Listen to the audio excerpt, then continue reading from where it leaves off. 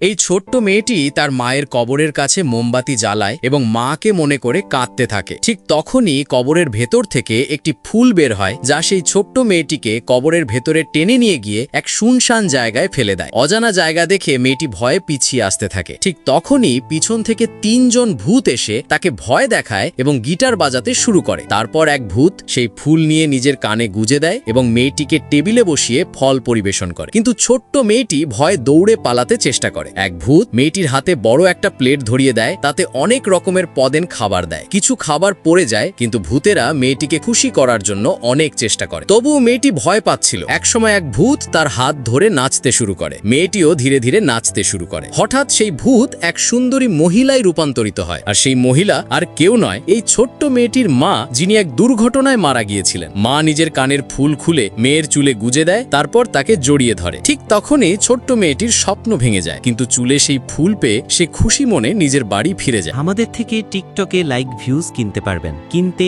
এই নাম্বারে হোয়াটসঅ্যাপে মেসেজ করুন।